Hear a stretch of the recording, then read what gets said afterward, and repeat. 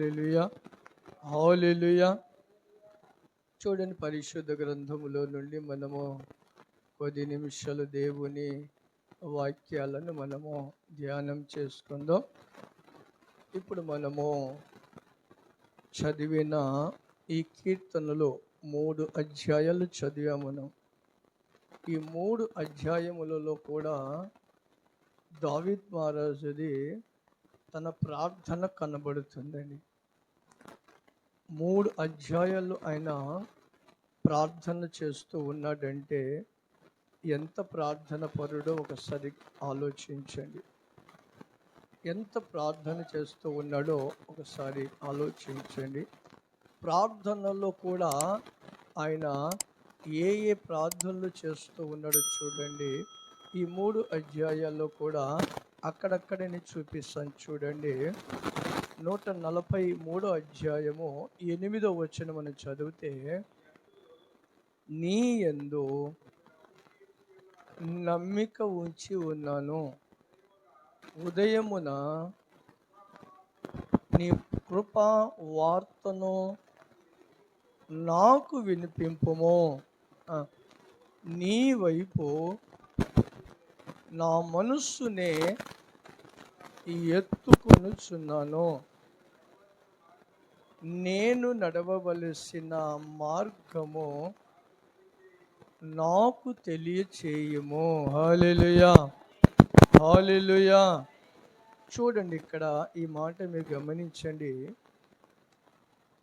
ఏమని ప్రార్థన చేస్తున్నాడు? లాస్ట్ మాట మనం గమనిస్తే దీంట్లో 3 మాటలు ఉంటాయి. ఇందులో ఆయన బయలుపరిచిన మాట చూడండి, నేను నడవవలసిన మార్గమును నాకు తెలియచేయుము. హల్లెలూయా, హల్లెలూయా. ఏం చేయమంటున్నాడండి?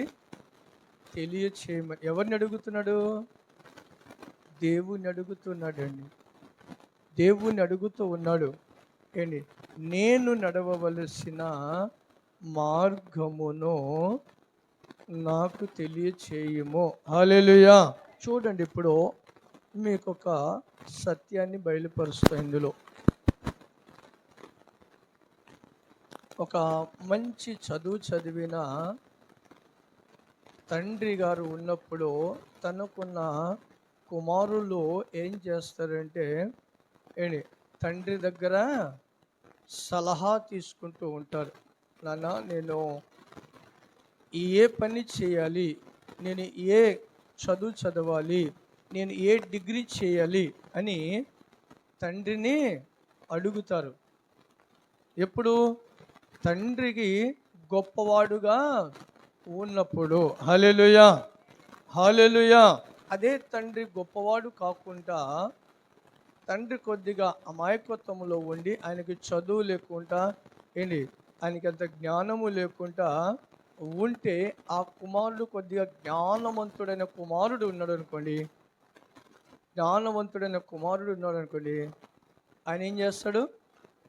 మా నాన్నకి అంత జ్ఞానము లేదు కాబట్టి ఏంటి, నేనే ఏదో ఒక రకంగా అటు ఇటు సలహా తీసుకొని ఏంటి, నేను నా జీవితాన్ని కట్టుకోవాలని ఆలోచిస్తారు. హల్లెలూయా.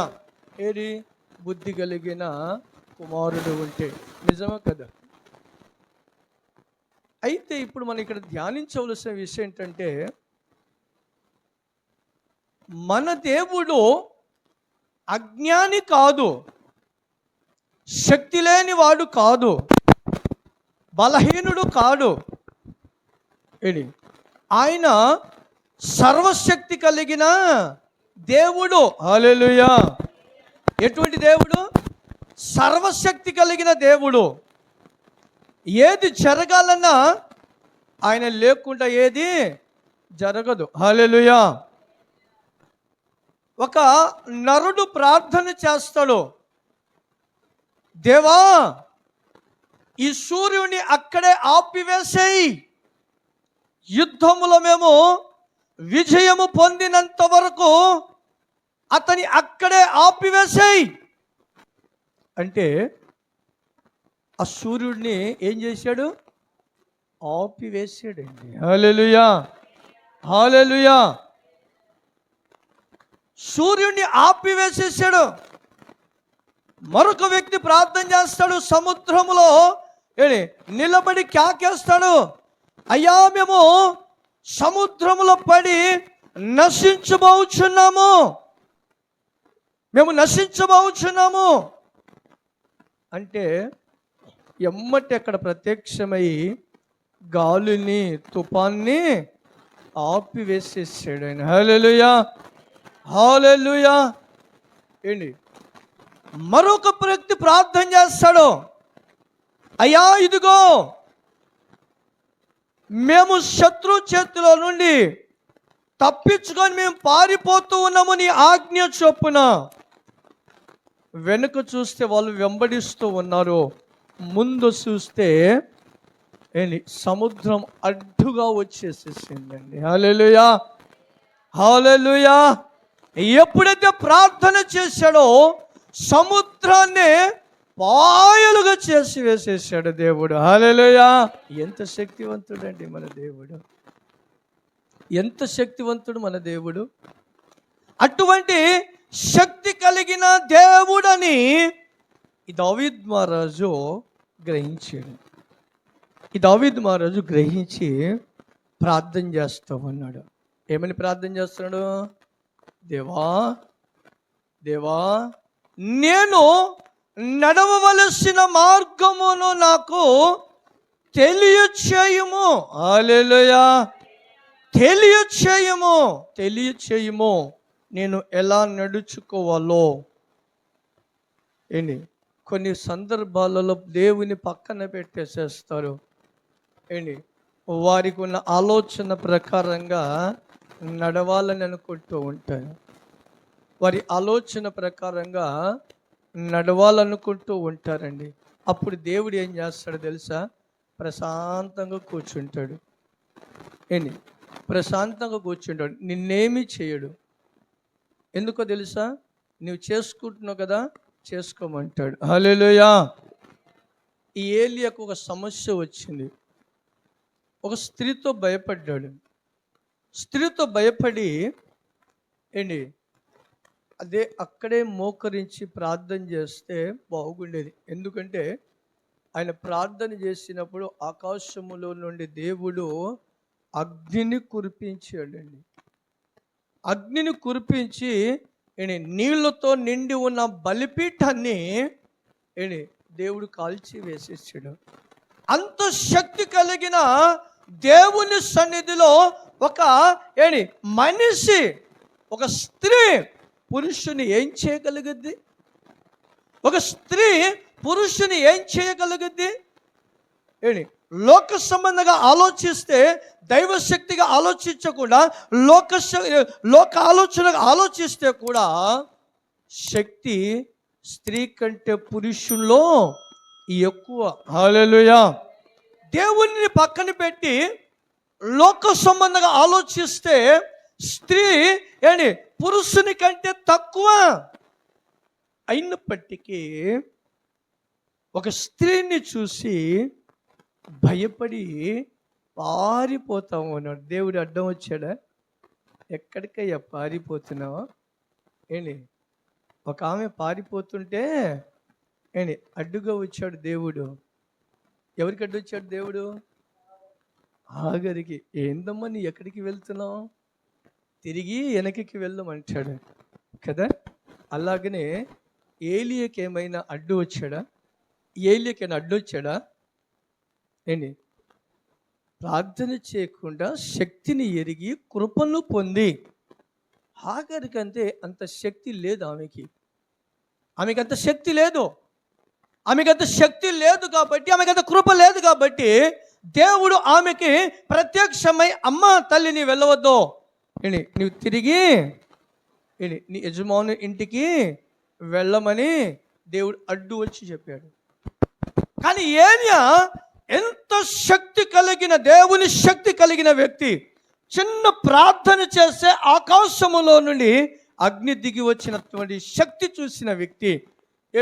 ఆయన తిండి తినడానికి ఆహారము లేకుండా ఆ ప్రదేశం అంతట్లో కూడా భయంకర కరువు ఉంటే శ్రేష్టమైన భోజనము కాకుల దొరక తిన్న వ్యక్తి ఆయన.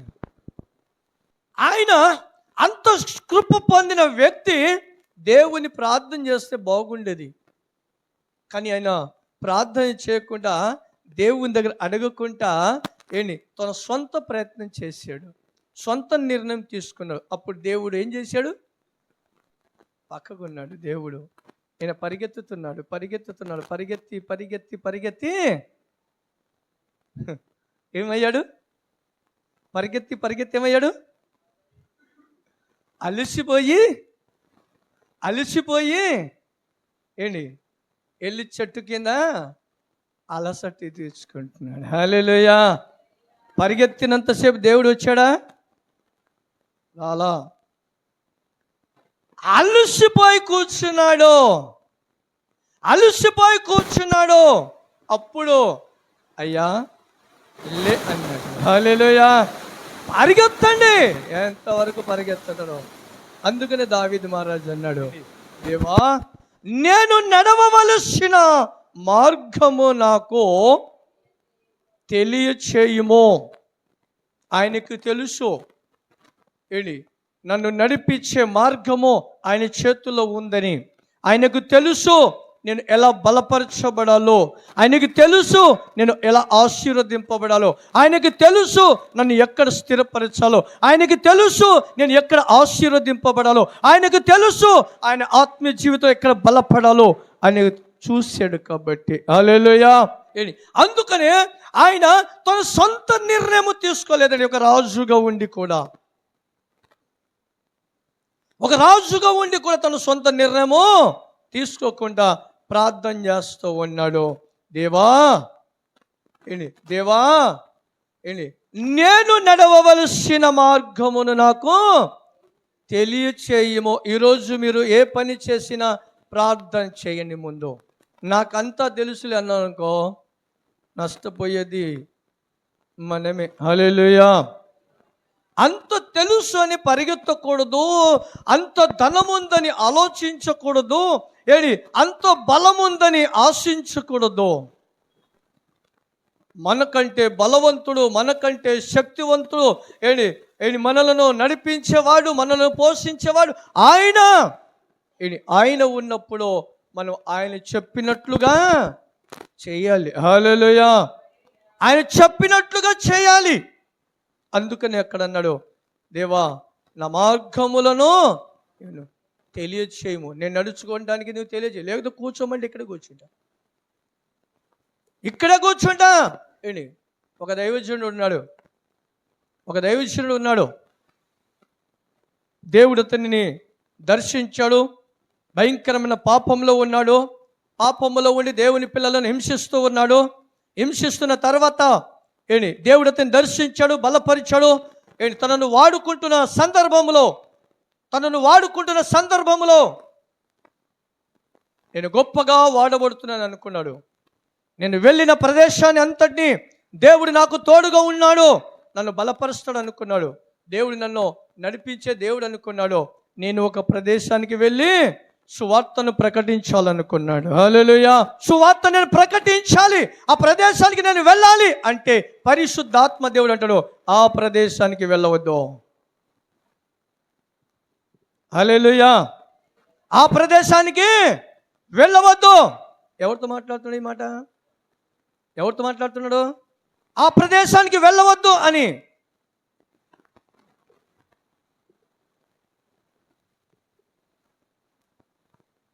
హల్లెలూయా. ఎవరితో మాట్లాడుతున్నాడు? పౌలుతో మాట్లాడుతున్నాడు. నువ్వు వెళ్ళి ఆ ప్రదేశానికి వెళ్ళవద్దు అంటే కాదు నేను వెళ్ళాలి అంటాడు, కాదు వెళ్ళవద్దు అంటాడు. రెండోసారికి ఆగిపోయాడు. హల్లెలూయా.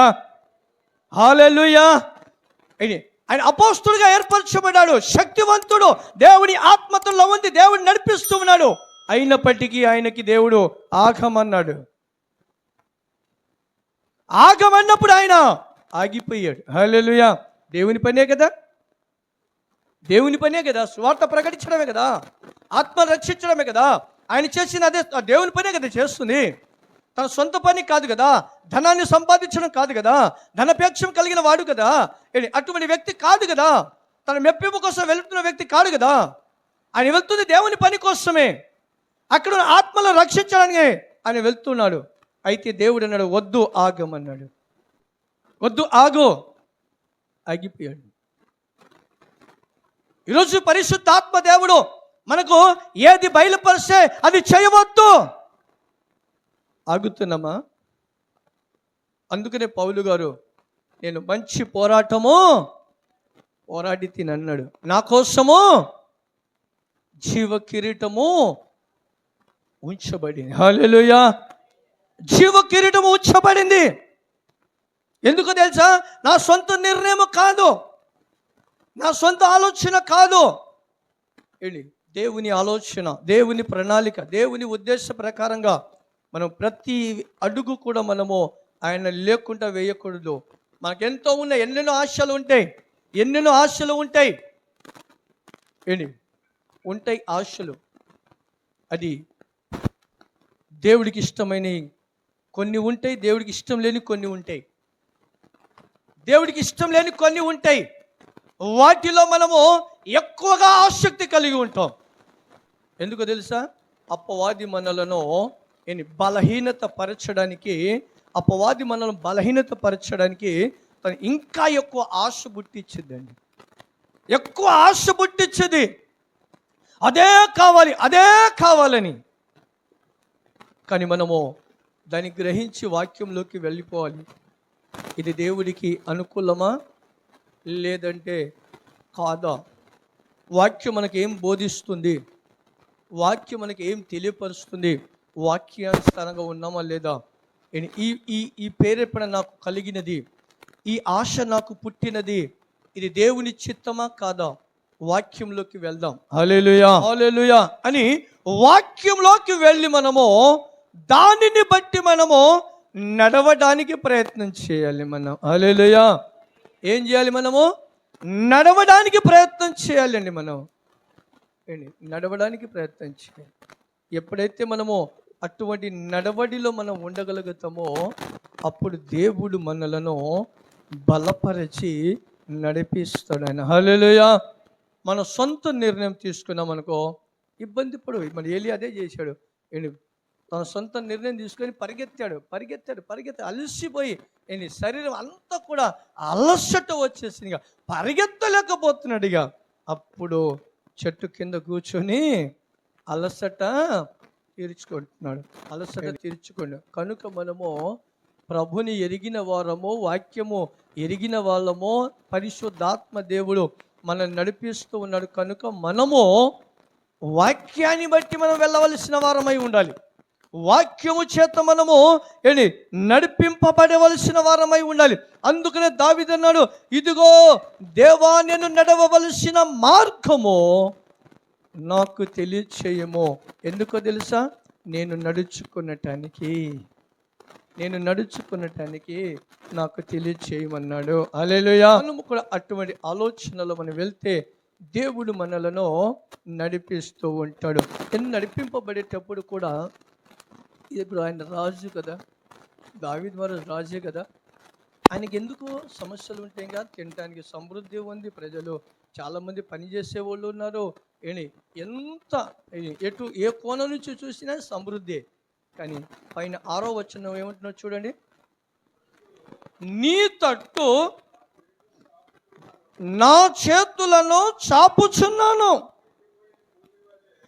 ఎండిపోయిన భూమి వలె నా ప్రాణము నీ కొరకు ఆశ కలుగుచున్నది. హల్లెలూయా, హల్లెలూయా. ఎవరి కొరకు ఆశ కలిగి ఉందట? దేవుని కొరకు. ఎండిపోయిన భూమి వర్షము కోసం ఎలా ఎదురు చూస్తుందో, ఎండిపోయిన భూమి నీళ్ళ కోసం ఎంత తహతలాడుతుందో, నా ప్రాణము కూడా అంతగా నీ కోసము ఆశ పెట్టుకొని ఉందండి. ఎందుకని ఆశ అంట? ఏందంట ఆశ? ఒక చోట అంటాడు ఆశ ఏందంట, దేవా నేను నీ సన్నిధికి ఎప్పుడెప్పుడు నేను వెళ్ళదను. ఎప్పుడు నేను వెళ్ళాలి, ఎప్పుడు నీ సన్నిధికి వెళ్ళాలి అని, ఎప్పుడు ఆయన సన్నిధికి నేను వెళ్ళాలని నీ కొరకు నేను ఆశ పెట్టుకొని ఉన్నాను. హల్లెలూయా, హల్లెలూయా. చూసారా ఎంత ఆసక్తి. మరొక చోట అంటాడు ఆయన, నీ ఇంటిని గురించి నాలో ఆసక్తి. చూసారా, ఎవరింటిని గురించి? ఆయన ఇంటిని గురించి ఉందా మనకు? ఆయన ఇంటిని గురించి ఆసక్తి, ఆయన ఇంటిని గురించి ఆసక్తి. దేవుడు దావీదును నా హృదయానుసారమైన వ్యక్తి అని ఊరికని చెప్పలే. ఆయనలో ఉన్న గుణగణాలు చాలా ఉన్నాయి. దేవుని గురించి ఆయనలో ఉన్న గుణగణాలు చాలా ఉన్నాయి, ఒకటి రెండు కాదు. ఆయన నడవవలసిన మార్గమును ప్రభు తప్ప ఇంకా ఎవరు నడిపించినా లేదండి. హల్లెలూయా. ఒక వ్యక్తి ఇల్లు కట్టుకుంటానికి ఇల్లు కడుతున్నప్పుడు ఇల్లు పూర్తయిన తర్వాత ఒక వ్యక్తి వచ్చాడు. ఏంట్రా బాబు నీ ఇల్లుని ఇలా కట్టావేంది, ఈశానము భోశానము తోసానము ఏంటి ఇలా ఉన్నాయి అని చెప్పాడంట. మరి ఏం చేయమంటున్నానంటే ఇది పగలగొట్టు అటు కట్టమన్నాడంట. హల్లెలూయా. ఇటు పగలగొట్టు అటు కట్టమన్నాడంట. వీడి కట్లు పూర్తయిన తర్వాత మరొకడు వచ్చాడు. నీకెవరో బాబు చెప్పింది, ఉన్న దరిద్రం మొత్తం నీ ఇంట్లోనే ఉంది, ఇటు కట్టావేంది అటు కట్టమన్నాడంట. ఆయన మాట విన్నాడు, మళ్ళీ ఇటు కట్టాడు, అది పగలగొట్టి రౌండ్ మొత్తం తిరిగి వచ్చాడు. ఉన్నాయని అయిపోయినాయి, అప్పుడు మూల కూర్చున్నాడు. హల్లెలూయా. ఉన్నాయని అయిపోయినాయి, మూల కూర్చున్నాడు. ఎవరి మాటని బట్టి? మనుషుల మాటలను బట్టి నీవు అక్కడికి వెళ్ళు, ఇక్కడికి వెళ్ళు, అట్లా ఉంటుంది, ఇట్లా ఉంటుంది, ఇది జరుగుద్ది, అది జరుగుద్ది, చివరికి మోకాళ్ళు ఇరగొట్టుకొని కూర్చుంటావు అక్కడ. హల్లెలూయా, హల్లెలూయా. అందుకనే ఇక్కడ దావీదు మహారాజు ఎంచుకున్నాడు, ఇదిగో మార్గము, నీవే తెలుపు, నాకు నీవే తెలుపు. అంత ఆసక్తితో ఉన్నాడు ఆయన.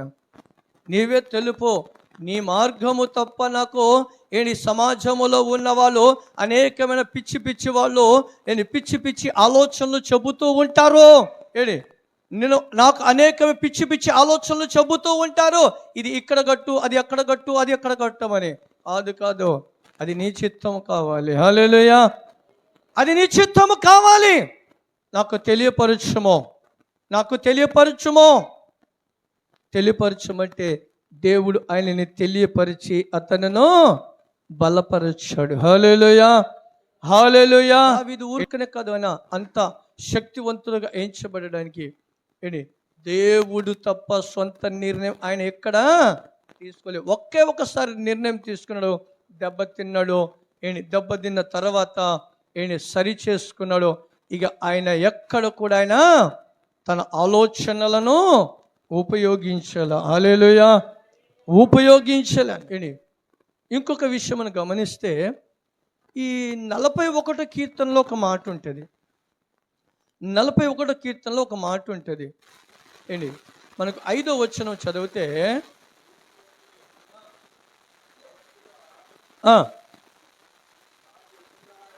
హల్లెలూయా. ఎవరు నీతిమంతులు ఏం చేయాలంట? కొట్టుట నాకు ఉపకారము, నాకు తైలాభిషేకము, అది దానిని నేను త్రోసివేయకుండా ఉండాలి. చూశారండి, ఈ మాట ఎందుకు పలికాడనో తెలుసా? ప్రవక్త వచ్చి అతనిని గర్దించాడు ఒక చోట. ఆయన దారి తప్పిపోయినప్పుడు అతన్ని వచ్చి గర్దించాడు. గర్దించగానే ఆయన మాటకి ఆయన లోపడిపోయాడు. ఆ మాటకి లోపడిపోయినప్పుడు ఎలా మార్చబడ్డాడు? దేవుని హృదయాన్ని హత్తుకున్నాడు. హల్లెలూయా, హల్లెలూయా. కొన్ని సందర్భాల్లో అక్కడక్కడ చూస్తూ ఉంటాం, బయట అక్కడక్కడ చూస్తూ ఉంటాం. గట్టిగా ప్రసంగం చేశాను పాస్టర్ గారు, ఇక కనబడరు. హల్లెలూయా. గట్టిగా ఒక మంచి బాధాకరమైన మాట వచ్చిందనుకో, సరి చేసుకో దాన్ని. బాధపడతా, అయ్యో దేవుడు నాతో మాట్లాడాడు, పరిశుద్ధాత్మ దేవుడు, నేను దాన్ని సరి చేసుకోవాలని రాదు, నా కోసమే చెప్తున్నాడు అని అంటారు. నా కోసమే చెప్తాడు. ఎవరి కోసం మరి సంఘంలో చెప్పేది? దేవుని కోసం చెప్తారా? దేవుని కోసం దేవుడు చెప్తాడండి. మనం సరిచేయబడ్డానికే, మనం ఆశీర్వదింపబడడానికే, మనం ఆశీర్వాదం పొందడానికి పరిశుద్ధాత్మ దేవుడు మాట్లాడతాడు. మాట్లాడినప్పుడు ఏం చేయాలి? సరి చేసుకోవాలి. సరి చేసుకుంటే దావీదు మహారాజు అంతగా అభిషేకింపబడ్డాడు, దేవుని హృదయాన్ని హత్తుకున్నాడు. యేసు ప్రభు భూమి మీదకి రావడానికి వంశావళిలో ఎంచబడ్డాడు. హల్లెలూయా, హల్లెలూయా. చూశారని ఎంత గొప్ప కృప పొందాడో. నీతిమంతులు గర్ధించుట తైలాభిషేకం అంట. హల్లెలూయా, హల్లెలూయా. చూశారండి ఎంత మేలు జరుగుతుందో. అందులో మనము కొనసాగే వారిగా ఉండాలి, అందులో మనం బలపరచబడే వారిగా ఉండాలి. అప్పుడే మనకు ఆశీర్వాదములు. హల్లెలూయా. ఈ మాట చెప్పినప్పుడు, ఈ మాట వచ్చినప్పుడు, ఈ మాటని బట్టి మనవులు చేసే పని ఏంటో తెలుసా? 42వ కీర్తనలో, ఇదే 142వ కీర్తనలో మనం చదివిన దాంట్లో ఈ మూడింట్లోనే 142వ కీర్తనలో 6వ వచనం మనం చదివితే ఎక్కడ చూడు, నేను చాలా కృంగి ఉన్నాను, నా మొరకు చెవియొగ్గుము, నన్ను తరుమువారు నాకంటే బలిష్ఠులు, వారి చేతిలో నుండి నన్ను విడిపింపుము. హల్లెలూయా, హల్లెలూయా. ఏం చేయమంటాడండి? నన్ను విడిపించుము. ఎవరు బాధిస్తున్నారు? ఎవరంటే శత్రువులు. ఎవరండి శత్రువులు? ఆయనకి బాధిస్తున్నవారు ఎవరు? రాజు ఆయన. ఎవరు బాధిస్తున్నారు ఆయనకి? బాధించేవాళ్ళు ఎవరున్నారు? ఇంకా ఎవరు బాధిస్తున్నారు ఆయనకి? ఎవరు ఆయన బాధించేది? అందరూ కూడా ఆయన మాట వినవలసిన వారే. కానీ మాట వినంది ఒకటి. రాజు కావచ్చు, ఎంత పెద్ద గొప్పవాడు కావచ్చు, వారి మాట వినింది ఒకటి. బాధించేవారు ఎవరు? మనస్సు. హల్లెలూయా. ఆయనని బాధిస్తుంది మనస్సు. బాధిస్తున్న ఈ మనస్సును వాటిని నా నుండి దూరం చేయి. హల్లెలూయా. వాటిని నా నుండి దూరం చేయి.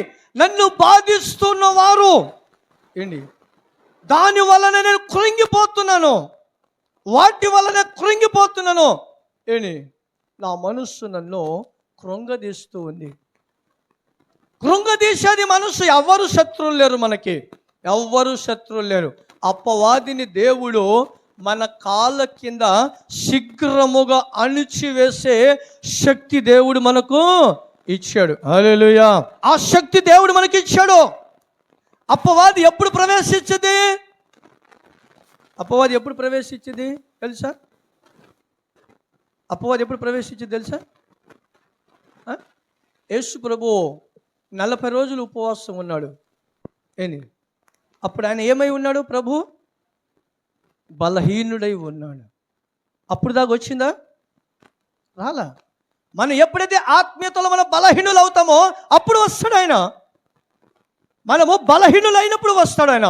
మనం బలవంతులైనప్పుడు మన దగ్గరికి రావడానికి రైట్స్ లేదు. అది మన దగ్గర రావడం లేదు. ఆయన మన కాళ్ళ కింద ఉంచాడు, మన కాళ్ళ కింద ఆయన ఉంచాడు అని. మనము ఎప్పుడైతే మనము ఇటువంటి పరిస్థితిని బట్టి కృంగిపోతామో, కృంగిపోయినప్పుడు దేవుని వైపు మనం తిరగాలి. హల్లెలూయా. దేవుని వైపు మనము తిరగాలి. కృంగినప్పుడు మనం దేవుని వైపు తిరగాలి. ప్రభు ఏం చేశాడు? కృంగిపోయినప్పుడు కృంగిపోయినప్పుడు బలహీనైనప్పుడు అపవాది వచ్చింది. అపవాది వచ్చి, ఇదిగో ఇప్పుడు నీ ఆకలితో ఉన్నావు కాబట్టి నువ్వు ఇప్పుడు ఈ రాయిని రొట్టెగా చేసి తినుము అంటే అపవాదిని ఎదిరించాడు దేవుడు. ఎలా ఎదిరించాడు? దేవుని హల్లెలూయా. ఈ మాట ఎంత బలమైనదో తెలుసా?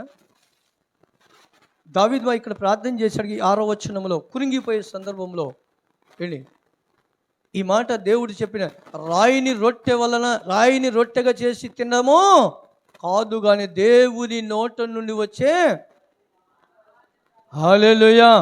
ఆయన మాటలు ఎక్కడ దొరుకుతాయి? ఆయన మాటలు ఎక్కడ దొరుకుతాయి? ఆయన సన్నిధిలో దొరుకుతాయి.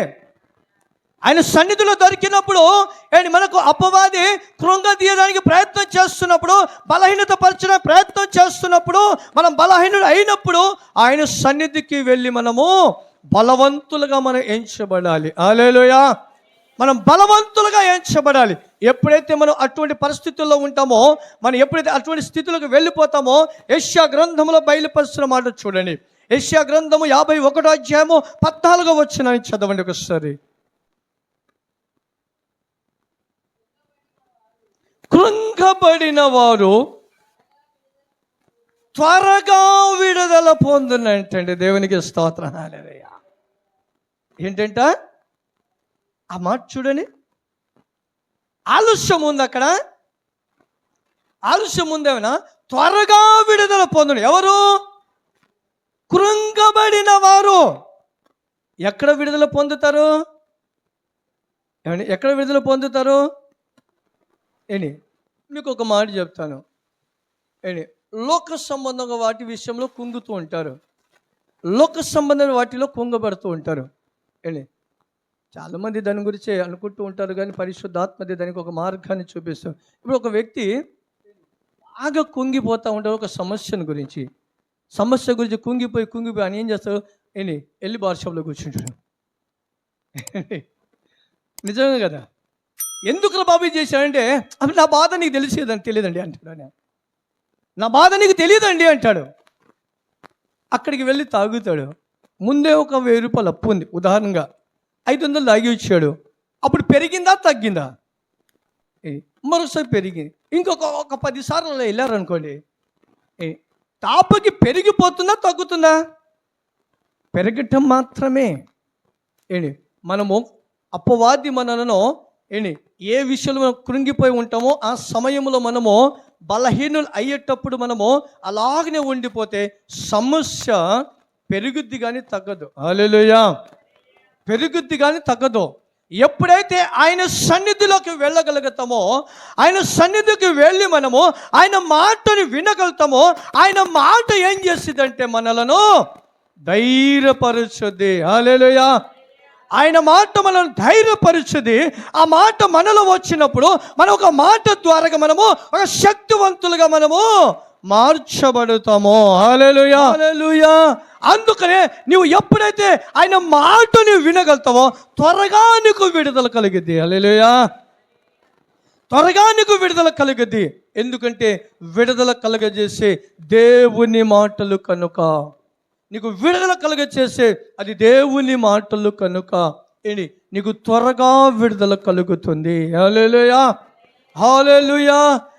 కృంగిపోయినప్పుడు మన దేవుని సన్నిధిలో ఉండాలి, కృంగిపోయినప్పుడు మన దేవునితో ఉండాలి, కృంగిపోయినప్పుడు మన దేవునితో పోరాడాలి. మనము ఒక వ్యక్తికి బాగా సమస్య భయంకరమైంది, భయంకరమైన సమస్య వచ్చింది, ప్రాణాపాయముకు వచ్చింది. ప్రాణాపాయము వచ్చినప్పుడు ఆయన తన కుటుంబం అందరినీ ఏరు దాటిచ్చేసాడు. సాయంత్రం అయింది. ఆ రాత్రంతా వాళ్ళు ప్రయాణం చేస్తూ ఉన్నారు. ఈయనేం చేస్తున్నాడు? కృంగిపోయాడు. ఎందుకు కృంగిపోయాడు? నీ సహోదరుడు నిన్ను చంపివేస్తాడు ఇప్పుడు నీకు. హల్లెలూయా. ఆడ చంపేది లేదు, ఈడు చావేది లేదు. సైతాను భ్రమపరుస్తాడు మనలను. నువ్వు అక్కడికి వెళ్తే ఏమొస్తుంది? ఇంట్లో కూర్చోక, ఏంటి నువ్వు ప్రార్థనకి వెళ్తే ఇప్పుడు ఏం దొరుకుతుంది? పనికి వెళ్ళక, ఏంటి నువ్వు ఏంటి నీ బంధువులు వచ్చారు కదా, ఆ బంధువులకు మంచి చెడు చూడక ప్రార్థనలు ఏమొస్తుంది? మంచి చెడు చూడు, వాళ్ళు ఎప్పుడో ఒకసారి వచ్చేవాళ్ళు వాళ్ళు. ఏంటి ఆయన అంటున్నాడు, ఆయన మాట ద్వారాగా, దేవుని మాట ద్వారాగా బ్రతకగలుగుతాం. రాత్రంతా పెనగలాడుతున్నాడు. మాట్లాడయ్యా, మాట్లాడు, నీ మాట రిలీజ్ చేయి ఏంటి అని రాత్రంతా ప్రార్థన చేస్తే ఎప్పుడు ప్రత్యక్షమయ్యాడు? తెల్లవారుజామున ప్రత్యక్షమై ఆయన బట్లాడుకుంటున్నాడు. నన్ను ఇప్పటికైనా విడిచిపెట్టవా? హల్లెలూయా. చూశారని ఒక దేవుడే ఒక నరుని దగ్గరకు వచ్చి బట్లాడుకుంటున్నాడు. నన్ను విడిచిపెట్టేయ్యా, అయ్యా నన్ను విడిచిపెట్టేయ్యా, నేను ఆ సింహాసనానికి వెళ్ళాలి, నన్ను విడిచిపెట్టు. ఆహా, నీ సింహాసనం లేదు, నాకు భూమి లేదు. ఏంటి నీ సింహాసనం తెలియదు, నాకు భూమి తెలియదు. నన్ను ఆశీర్వదిస్తేనే కానీ నేను నిన్ను విడిచిపెట్టాను. హల్లెలూయా. నాకు ఎవరు తెలీదు, నీ ఆశీర్వాదం నాకు అవసరం. నువ్వు మాట్లాడితే చాలు, ఒక్క మాట సెలవిస్తే చాలు, ఆ సమస్య తొలగిపోతుందని. హల్లెలూయా. కృంగిన ఆ పరిస్థితిలో నుండి ఎమ్మటి దేవుడు ఆయనని విడుదల కలిగచేశాడు. హల్లెలూయా. విడుదల కలిగచేశాడండి. ఎప్పుడైతే ఆయన సన్నిధిలో కూర్చున్నాడో, ఆయన ఎప్పుడైతే మాట్లాడాడో, అప్పుడు శత్రువుగా ఎంచబడిన తన సహోదరుడు మిత్రుడుగా మార్చబడ్డాడు. హల్లెలూయా. చూశారండి ఆయన మాట చొప్పున, ఆయన మాటలో మనం ఎప్పుడైతే మనము నిలిచి ఉంటామో, అందుకని ఇక్కడ నేను చాలా కృంగి ఉన్నానో, నా మొరకి చెవియొగ్గుము. హల్లెలూయా. నేను కృంగి ఉన్నానయ్యా, నా మొరకి చెవియొగ్గుము అన్నాడు. ఈ మాటలో కొలితే ఇంకా సమయం సరిపోదు, కానీ ఇంకా దీన్ని వివరణ చేయాలంటే ఇంకా చాలా పోద్ది. హల్లెలూయా. ఈ మాట ప్రార్థన విషయంలో ఇంకా వెళ్తే ఇంకొక గంట సరిపోదు, కానీ మరొక సందర్భాన్ని చూద్దాం. ఇక్కడికి బ్రేక్ అయ్యి మనము మరి కీర్తన గ్రంథంలో మరొక ప్రార్థన చేస్తున్నారు. చూడండి, 3వ అధ్యాయము 6వ వచనంలో కృంగిన వారిని గురించి, కృంగిన సందర్భాన్ని గురించి మనం క్లోజ్ చేసుకుందాం. 3వ అధ్యాయం 6వ వచనంలో 10,000 మంది దండెత్తి నా మీదికి వచ్చి మోహరించినను నేను భయపడను. చూశారండి, ఏం చేస్తాడంట ఆయన? భయపడాడంట. ఎంతమంది వచ్చినా నేను భయపడను. హల్లెలూయా. నేను భయపడను. 10,000 సమస్యలు నాకు వచ్చినా, హల్లెలూయా, 10,000 రకాలైన సమస్యలు నాకు వచ్చినా నేను భయపడను. ఎందుకో తెలుసా? నీ మాట నన్ను బ్రతికిస్తుంది. నీ మాట నన్ను ఒక శక్తివంతులుగా మార్చివేసేసింది. ఎంత వచ్చినా నాకు భయం లేదు. ఎన్ని వేల వచ్చిన 10,000 కాదు, 1,00,000 కోట్ల రకాలైన సమస్యలు ఉన్నా నేను ఎందుకు భయపడతాను? ఎందుకో తెలుసా? నువ్వు నాకున్నావు. హల్లెలూయా. నీ దుడ్డు కర్ర నన్ను వెంబడిస్తా ఉంది. హల్లెలూయా. హల్లెలూయా. నీ దుడ్డు కర్ర నన్ను కాపాడుతూనే ఉంది. ఆ కర్ర నా చేతిలో ఉంది. నేను ఎవరికి భయపడను. హల్లెలూయా. హల్లెలూయా. ఇటువంటి మనస్సు మనకు రావాలి. అటువంటి ఆలోచన మనకి రావాలి. ఏంటి అపవాది ఎటువంటి సమస్యలు కలగ చేస్తానే మనం ఆలోచించకూడదని.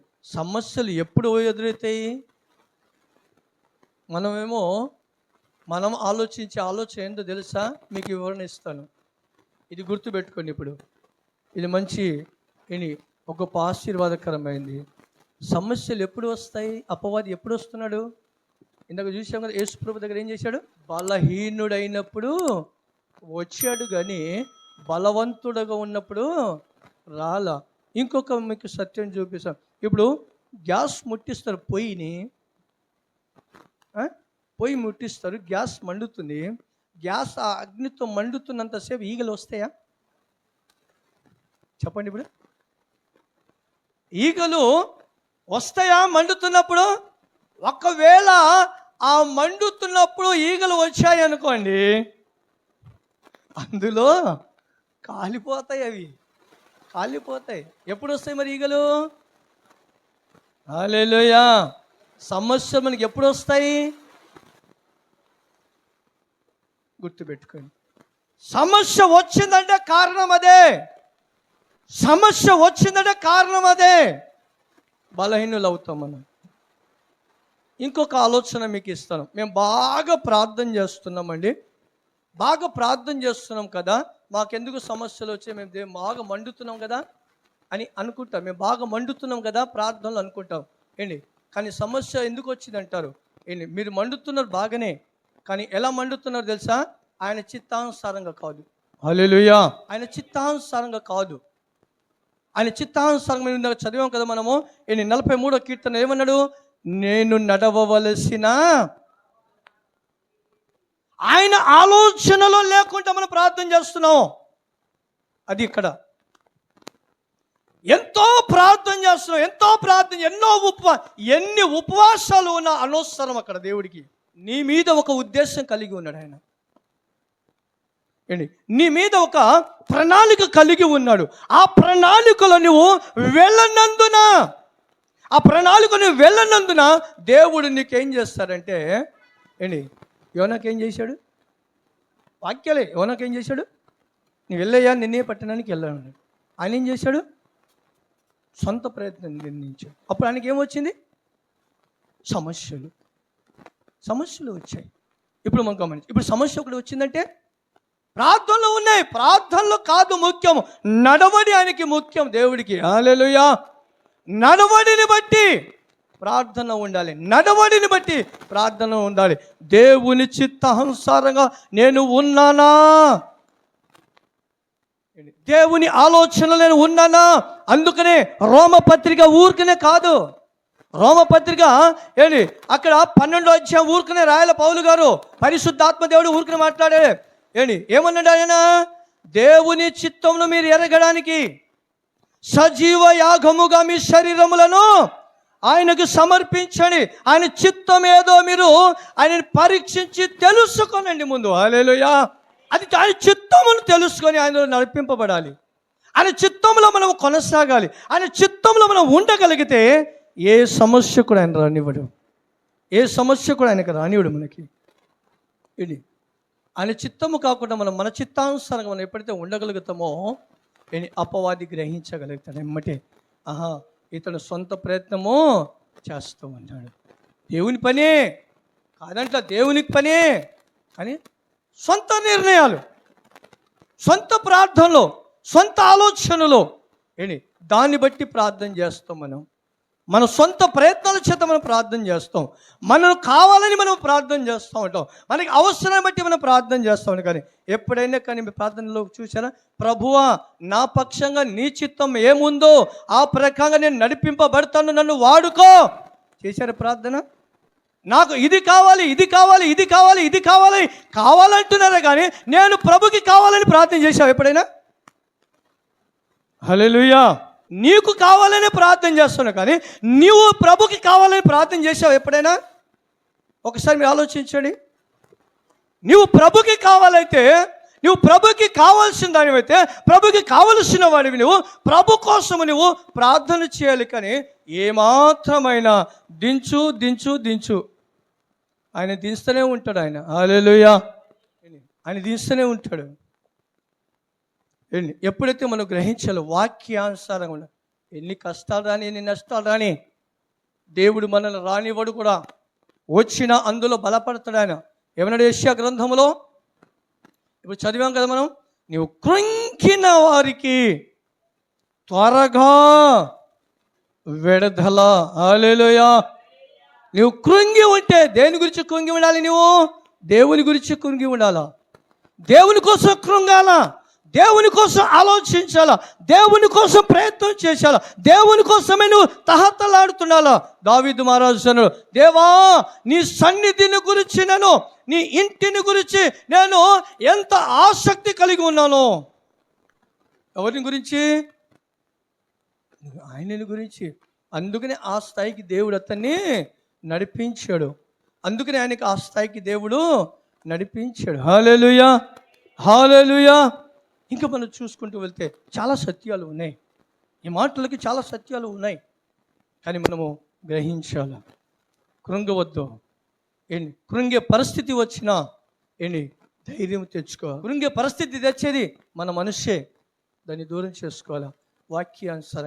వాక్యానుసారంగా మీరు మీ మనస్సులో పెట్టండి. మీ మనస్సును పెట్టండి. కీర్తన గ్రంథంలో అంటాడు ఆయన, యెహోవాను ఆశ్రయించు వారికి ఏది కొదువు చేసే దేవుడు మన దేవుడు కాదు.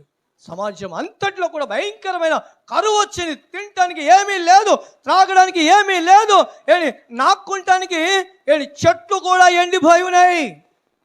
పచ్చి చెట్లు కూడా ఒకటి లేవు. నాలుకను తడుపుకుంటానికి, అందులో ఉన్న పసరు తీసి నాలుక తడుపుకుంటానికి కూడా ఆ సమయములోనే శ్రేష్టమైన భోజనాలు. హల్లెలూయా, హల్లెలూయా. శ్రేష్టమైన భోజనము, మాంసము, మంచి గోధుమల చపాతి రొట్టెలు ఇచ్చిన దేవుడు మన దేవుడు. కురింగిపోవద్దు.